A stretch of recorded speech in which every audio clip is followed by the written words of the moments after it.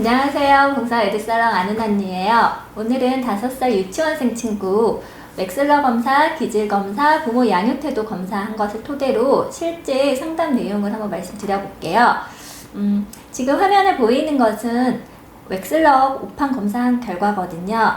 이 친구 같은 경우는 보세요. 이렇게 공통성이 굉장히 높잖아요. 그럼 언어 부분에서 공통성이 높다는 것은 이 친구가 타고나는 언어감이 굉장히 좋은 거예요. 단어 2개를 듣고 그 사이에서 공통점을 찾아내는 거거든요. 그러다 보니 아이가 단어를 들었을 때 의미를 폭넓게 이해하고 있어야 공통성을 잘 찾아요. 이 친구는 굉장히 언어감이 좋은 친구죠. 또 하나는 이 친구는 이제 수학적인 부분에서도 보면 이렇게 행렬 추리가 굉장히 높아요. 그러면 수감을 잘 타고난 친구예요. 언어랑 수학이랑 밸런스가 잘 맞는 친구라고 보시면 돼요. 이 시공간은 공간을 보는 능력인데 지금 여기가 평균이니까 평균 이상으로 시공간을 보는 능력도 굉장히 좋은 친구입니다. 그래서 이 친구는 전체 IQ는 한 120대 정도로 나왔고 언어랑 수학이랑 밸런스가 잘 맞는 친구예요. 5살 친구니까 아주 그릇은 좋은 친구고 이제 이 그릇을 엄마가 어떻게 학습으로 연결을 시켜주느냐에 따라서 이제 이 친구의 발달 상황이 좀 달라지겠죠. 이 친구는 엄마가 궁금했던 내용이 뭐였냐면 영어 유치원 일반 유치원 지금 어느 곳을 보내야 할지 좀 고민을 하고 있었어요. 현재는 일반 유치원을 다니고 있는데 6살에는 영어 유치원으로 옮겨볼까 생각도 하고 있거든요. 근데 사실은 이렇게 언어감이 어느 쪽으로 잘 타고난 친구들은 영어 유치원을 보내도 잘 아이가 학습을 하지만 언어만 발달한 게 아니라 수학까지 골고루 발달한 친구이기 때문에 사실은 일반 유치원에서도 굉장히 이 친구가 학습할 수 있는 환경이 좋게 형성이 돼요. 그래서 일반 유치원, 영어 유치원 어디를 가든 크게 나중에 학습하고는 많이 차이가 없을 걸로 보여요. 또 하나는 이과 쪽으로 사실은 어느 정도 아이가 발달할 가능성이 크니까 이 친구는 사실은 연산 같은 수학 학습을 일찍부터 시켜주려면 영어보다는 일반 유치원 쪽에서 수학까지 밸런스 있게 공부를 시키는 게 더 좋을 수도 있죠. 언어 성향 이쪽만 많이 특별하게 이쪽만 발달했다고 하면 영어 유치원으로 보고 또 나중에 국제고 외고 트랙까지 생각을 해서 영어 쪽으로 강하게 밀어서 키울 수도 있지만 언어와 수학이 골고루 발달한 경우에는 이과 성향도 나중에 이과 쪽으로 학교를 갈 것도 염두를 해두셔야 되기 때문에 일찍부터 영어에 많은 시간과 돈을 쓸 필요는 없을 것 같아요. 여기서 추가로 이제 이 친구가 영어 유치원이나 일반 유치원이 잘 맞는지를 보기 위해서는 저희 센터에서 하는 이런 아이의 기질 검사도 굉장히 중요해요. 기질 검사 결과를 보면 지금 보라색이 아빠, 그 다음 초록색이 엄마, 주황색이 자녀거든요. 그럼 자녀 부분을 잘 먼저 보시면 아이가 타고난 기질은 이렇게 자극 추구가 굉장히 높은 친구예요. 자극 추구는 새로운 것을 탐구하고 궁금해하는 마음이거든요. 그래서 지적 호기심이 굉장히 큰 친구죠. 거기에 반해서 위험회피는 지금 27이니까 어떻게 보면 약간 낮은 편이거든요. 여기 이 사이, 빨간선 이 사이 안에 들어오는 게 평균적인 범위고 30에서 70 정도 되는데 이 사이에 들어오면 평균, 이것보다 낮으면 낮다라고 표현을 해요. 그럼 위험회피가 이렇게 낮은 친구는 위험을 피하고자 하는 능력이 작은 거예요. 그럼 좀 실패해도 괜찮아. 다시 하면 되지 뭐. 이런 식으로 굉장히 자신감 있는 성격이죠. 새로운 것에 대한 궁금증도 많고 그리고 실패를 수용하는 능력도 있어요. 이런 친구들은 영어 유치원에 보냈을 때 원어민에 대해서 사실 크게 많이 낯설어 하지 않아요. 그렇기 때문에 자신 있게 자기가 알고 있는 한두 개의 단어로도 의사소통을 잘 하는 친구예요. 영어 유치원도 잘 맞겠죠. 그리고 일반 유치원을 갔을 때도 좋은 친구고요. 이 위험의 피가 너무 같이 높은 친구들이 있어요. 자극 추구도 높고 위험 회피도 높으면, 이렇게 위험 회피가 같이 따라 높으면 위험을 피하고자 하는 동도가 굉장히 강한 거예요. 그래서 실패를 두려워하고 틀리면 어떡하지? 걱정을 하고, 또 미래에 대한 불안감도 굉장히 높아요. 이런 친구들은 사실은 영어 유치원보다는 일반 유치원에서 자기가 익숙한 환경에서 공부를 하는 게 사실은 더 좋긴 해요. 기질적으로 봤을 때. 이 사회적 민감성 부분은요, 아이가 얼마나 주변 환경에 민감하게 반응하느냐를 보는 거거든요. 이 친구는 5살 친구가 굉장히 높죠. 86이면 굉장히 높은 건데요. 그럼 주변 사람들의 기분을 잘 알아차리는 친구예요. 그럼 선생님이 어떻게 하면 칭찬을 해주고 어떻게 하면 화를 내시고 이런 것도 잘 파악을 하고, 민감성이 높으면 아이들이 민감성이 높으면서 자극 추구가 세고 위험 회피가 낮으면 굉장히 인정 욕구도 같이 강해요. 그래서 늘 예쁨 받고 싶어 하거든요. 그래서 더 잘하려고 노력하는 아이. 민감성이 너무 높은 친구를 주변의 눈치를 잘 살피는 친구예요. 이렇게 너무 높은 친구가 이제 부모님의 양육 태도에서 비일관성하고 같이 이제 겹치면 굉장히 눈치 보는 아이로 자랄 수도 있어요. 다행히 이 부모님은, 이 엄마는 비일관성이 낮아요. 그럼 일관적으로 늘 훈육을 하는 거거든요. 그런데 비일관성이 너무 높은, 여기가 이렇게 너무 높은 어머님들 계세요. 비일관성이 높고 사회적 민감성도 높은 아이면 밖에서 굉장히 눈치 보는 아이로 자랄 수가 있어요. 그럴 때는 어머님이 민감성이 높을수록 일관성을 굉장히 낮춰주셔야 돼요. 즉 일관되게 훈육을 하셔야 돼요. 아이가 눈치를 잘 보는 아이일수록. 그리고 나중에 이제 커서 학습적으로 갔을 때도 좀 카리스마 있는 선생님이 좋아요. 이런 친구들은 되게 누울 자리를 보고 발을 뻗어요. 그래서 선생님이 나한테 너무너무 잘해주면 자기가 선생님 머리 위에 올라가려고 해요. 그래서 학습적으로 접근은, 그런 선생님을, 너무 친절한 선생님을 붙이면 이 학습적인 향상도가 좀 비효율적일 수 있어요. 그래서 이 친구는 좀 나중에 이제 학원을 선택할 때, 고학년이 됐을 때는 이제 카리스마 있는 선생님이 좀 잡아주시는 게 좋죠. 인내력은 아이가 얼마나 참을 수 있느냐를 보는 건데, 이 집은 지금 아빠도 기질검사 추가로 하셨는데 아빠 인내력은 좋지만 아직 아이하고 엄마는 인내력이 낮아요. 그러면 아이는 사실은 이제 훈육으로 인해서 인내력 길러줄 수 있어요. 너가 이걸 참고, 힘든 걸 참고 하면 어떤 보상이 주어지는지 계속 훈련을 하면 인내력이 길러져요. 엄마가 인내력이 낮으면 아이가 좀 넘어질 수 있는 길에, 넘어졌을 때 또 일어날 때까지 시간이 걸리는데 그때 기다려주는 게 좀 부족할 수 있어요. 즉 엄마가 답답해서 그냥 가서 막 다 해주는 거죠. 양말도 사실 혼자 거꾸로도 씹어보고 옆으로도 신어보고 해야 되는데 그거 못 기다려주고 다 막 해줄 수도 있거든요. 답답해서. 인내력이 없는 어머님은 기다리는 연습, 일상생활에서부터, 학습적인 부분은 아직 어리니까 놔두시고 생활 독립시킬 때 많이 기다려 주셔야 돼요. 그리고 이 친구는 자율성이 굉장히 높잖아요. 이 자율성이 굉장히 높은 것은 그렇게 좋은 것만은 아니에요. 학습적으로 봤을 때.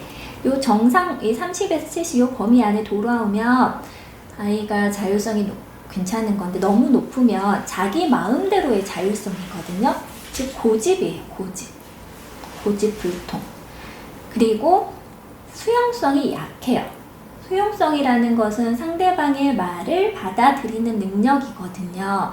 그래서 어떤 행동이 위험할 것 같아서 엄마가 주의를 줘도 자기가 맞다고 생각을 하면 이 친구는 그냥 해요. 그래서 실제로 뭐 이렇게 밥솥에서 이렇게 뭐 밥솥이 돌아갈 때 증기 나올 때 사실 손대면 데이잖아요.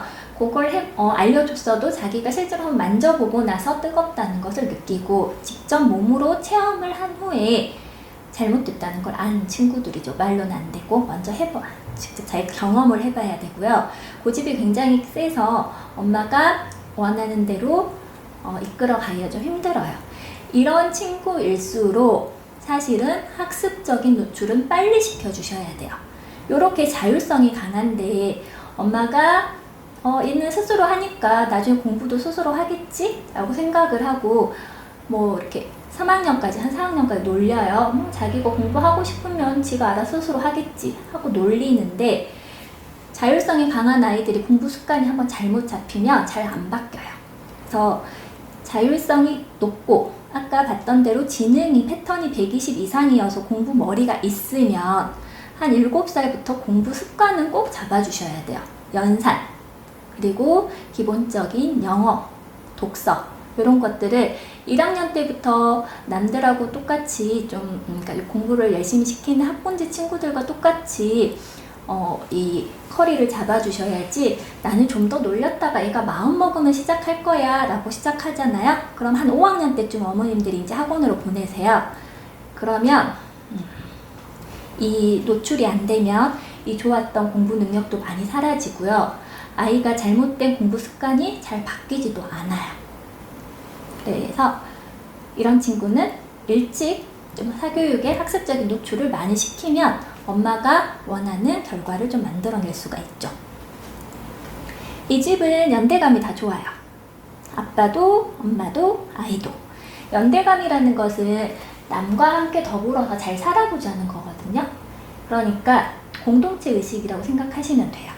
이 친구는 유치원에서도 자기 것만 챙기지 않고 다른 친구가 잘 못하는 부분이 있으면 가서 도와줄 거예요. 이런 친구들은, 연대감이 높은 친구들은 어느 정도 정상 범위 안에 있으면 괜찮고요. 이제 너무 높으신 분들, 아빠들 특히 이렇게 높으신 분들 계시거든요. 그럼 굉장히 술자리 좋아하시는 분들이에요. 그리고 친구 많고. 아이가 굉장히 높은 아이도 있어요. 이거는 이제 저학년 때는 보통 이렇게 안 나오고 고학년이 갈수록 점점 커지거든요. 연대감이. 이렇게 커지면 친구들 굉장히 좋아하고 친구 따라 강남 가는 친구들. 그래서 비학군지보다는 학군지에서 교육하는 게 좋죠. 요 4가지 부분은 엄마의 양육 태도에 의해서 길러지는 부분이고요. 그리고 요 3가지는 타고나는 기질적인 부분이어서 바뀌지 않아요. 아래 이거는 기질, 여기는 성격적인 부분이라고 보시면 되고, 요 성격은 엄마나 아빠의 양육 태도에 의해서 이제 점점 길러지죠. 그래서 부족한 부분은 기를 수 있어요. 부족한 부분은 길러질 수 있는데, 자율성이 이렇게 처음부터 높은 친구들은 아이한테 선택권을 많이 줄 거예요. 그런데 그러니까 사회적으로 용인이 되지 않는 부분에 대해서는 선택권을 주면 안 돼요. 예를 들어서 예의범절이 없는 경우, 그런 경우는 규범성을 가르쳐 줘야 되기 때문에 아이한테 너가 선택해 라고 하면 안 돼요. 예를 들어 존댓말 같은 경우도 존댓말 할래 안 할래 선택하게 주시면 안 되시고, 어른한테는 항상 존댓말을 해야 돼 라고 강하게 가르쳐야 돼요. 모든 자율성이 강하면 부모가 사실 느껴요. 얘는 우리 말 안 들어. 자기가 선택해서 해야 더 잘해 라고 생각하고 모든 일에 결정권을 주거든요. 그런 자칫 잘못하면 규범성을 놓칠 수가 있어요. 그래서 버릇없이 행동했을 때, 또는 주변 사람에게 피해를 줬을 때는 단호하게 안 된다고 하고 그때는 선택권을 주면 안 되고, 이렇게 하면 안 되는 거야 라고 명확하게 가르쳐 주셔야 돼요. 유치원 때. 요게 연습이 안 된 상태로 초등학교 가잖아요. 그러면 모둠 활동할 때 다른 친구한테 좀 피해를 입힐 수도 있고, 또 학교에서 선생님하고 관계를 할 때도 좀 버릇없는 아이로 오해받을 수도 있어요. 그래서 연대감, 이 자기 초월 부분은 이렇게 높은 친구들은, 어린이들은 이렇게 높으면 순수하다라고 이렇게 볼 수 있고, 어른인데 이렇게 낮잖아요. 그러면 굉장히 현실적인 사람이에요. 목표를 이렇게 딱 설정을 해놓고 그걸 수행하다가도 현실적으로 맞지 않는 부분이 있으면 계획을 잘 수행하시는 거고, 아빠는 이상적인 목표가 딱 있으면 웬만하면 그 틀에 맞춰서 가려고 하시는 편이죠. 그래서 아빠는 이렇게 자기 초월이 많고, 만약 종교가 없으신 분은 약간 보수적일 수 있어요.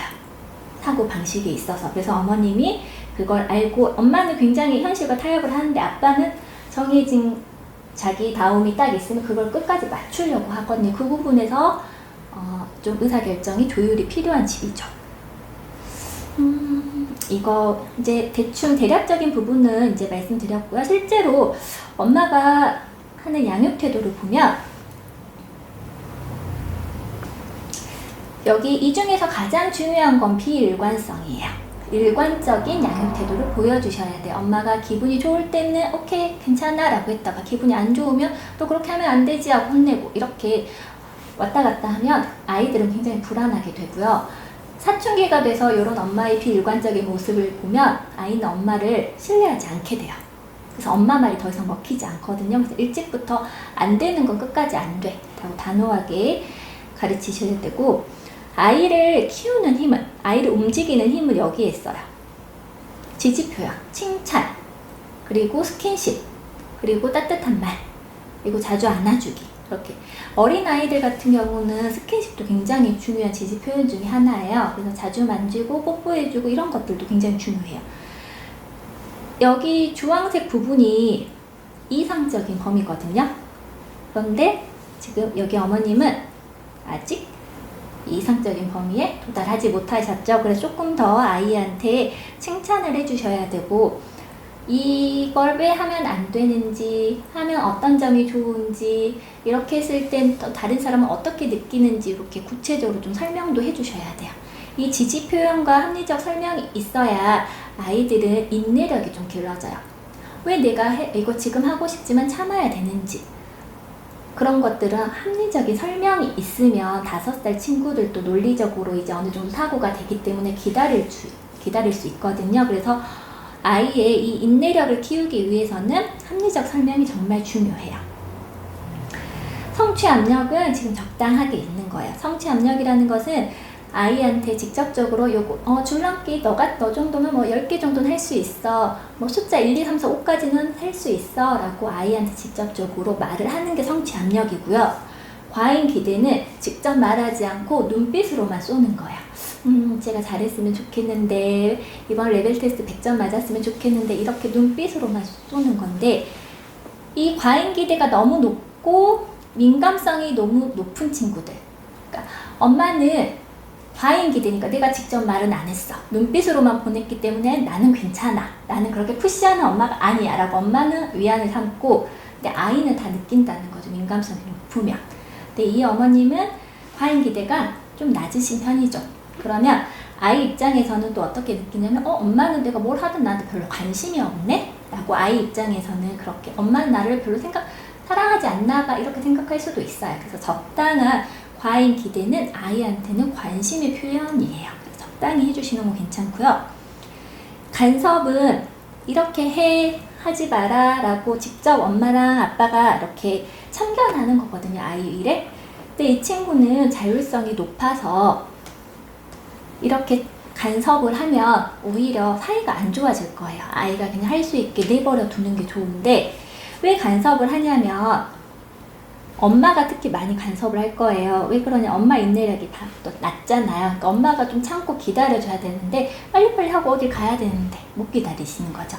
그러니까 엄마의 인내력을 좀 키워서 간섭을 좀 덜 해야 아이가 스스로 자기가 생활적인 부분에서 스스로 실행을 하고 실패하고 그게 연습이 돼야지 아이가 이제 좀 더 학교를 갔을 때는 빨리빨리 할 수 있는 습관을 갖거든요. 그래서 간섭을 좀 줄여주시는 게 좋고, 감독은 아이가 잘하고 있는지 못하는지 이렇게 CCTV처럼 관찰만 하는 거예요.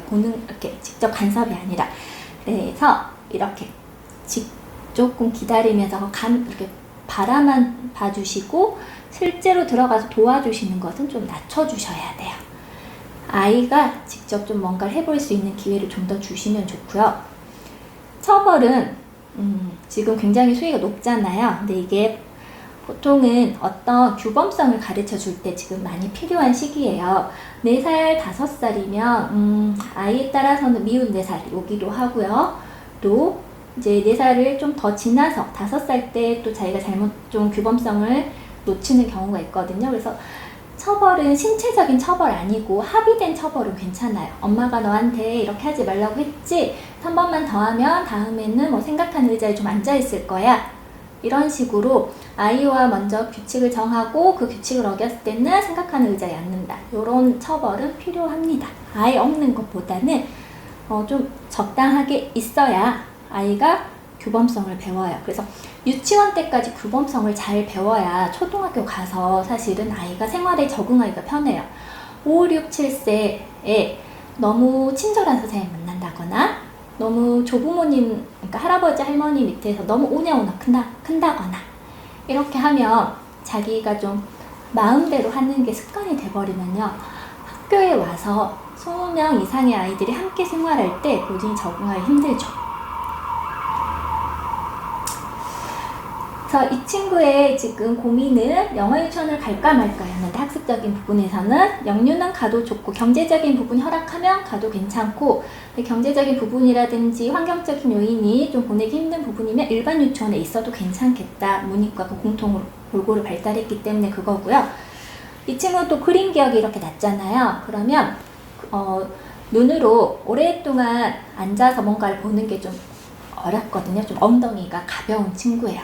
이런 친구들을 영유를 보낼 때도 아카데믹한 곳, 이렇게 앉아서 학습이 많은 영유를 보내면 아이가 영어를 싫어할 수 있어요. 만약 영유를 보내더라도 활동 위주의 수업으로 보내주는 게 좋아요. 그리고 5, 6세도 활동 위주의 수업을 해주는 게 좋은데, 태어날 때부터 이렇게 조금 엉덩이 힘이 유전적으로 좀 약한 친구를 너무 오랫동안 놀이 학습을 시키면 초등학교 들어가서 앉아있는 연습이 좀 덜 될 수 있어요. 그래서 7살부터는 집에서 조금 앉아서 한 10분 정도는 엉덩이 붙이고 앉아서 공부할 거리들을 좀 만들어 주긴 해야 돼요. 언어 습관은 근데 초장에 빨리 잡아야 돼. 그거를 한 번, 두 번에, 그러니까 얘가 이씨, 아씨 했을 때 절대 웃어주면 안 돼. 그런 말 하면 가끔 어른 입장에서 볼 땐 좀 귀엽기도 하고, 할머니들은 그냥 받아준단 말이야. 그게 그렇게 절대 받아주면 안 되고, 처음 그 말을 들었을 때 바로 그건 나쁜 말이야 라고 알려주고, 또다시 그런 말을 쓰면 엄마가 벌 줄 거야 라고 확실하게 인지를 시켜주고 넘어가야 돼. 그걸 써서 벌 받고 또 써서 벌 받고 맨날 하는데 그게 조절이 안 되고 화가 나면 우리가 가끔 이렇게 말이 좀 세게 나오잖아. 자기가 화가 났다는 표현일 수 있어. 또 하나는 그 화가 났다는 표현을 어떻게 하라고 알려줘야 돼? 자기가 화가 났을 때는 일단은 거기서 크게 심호흡하는 걸 가르치는 게 좋은데, 그게 가장 정석이거든. 근데 아이들 입장에선 안 되잖아. 그러면 말을 하라고. 너가 화가 났잖아. 그러면 화가 난 마음, 엄마도 화가 났어요 라고 말하면 엄마가 해결해 줄 거야. 어떤 부분에서 화가 났는지 잘 듣고 엄마가 도와줄 거야 라고 이야기를 해줘. 자꾸 소리쳐. 그게 소리치는 게 처음에는 반복되니까, 그러니까 하지 말라고 했는데 애가 또 하니까 하고 싶어서 소리치는 거 아니야? 본인이 뭔가를 원했어. 근데 안 들어줬어. 그러니까 또 하고 싶으니까 소리치는 거잖아. 초반에 제압이 안 된 거잖아. 근데 초반에 제압이 안 됐다는 것은 아이가 정말 많이 그걸 원한다는 뜻이기도 해. 그래서 크게 다른 사람에게 피해가 주는 게 아니면 너가 좀 번거롭고 불편하더라도 좀 환경을 조성을 해서 그걸 할 수 있게 하는 방법도 있고, 근데 걔가 하고 싶은 게 남에게 피해가 된다거나 건강에 해를 입히는, 신체에 해를 가하는 그런 행동이어서 절대 들어줄 수 없는 행동이면 단호하게 안 돼 라고 하고, 이건 너가 엄마한테 아무리 말해도 안 들어줄 거야 라고 초반에 강하게 이야기를 해. 그러면 이제 소리를 칠 거야. 그러면 그거를 그냥 무시해야 돼. 또 그 소리치는 것에 대해서 그걸 듣고 해주면 지는 거야. 버릇이 안 잡혀.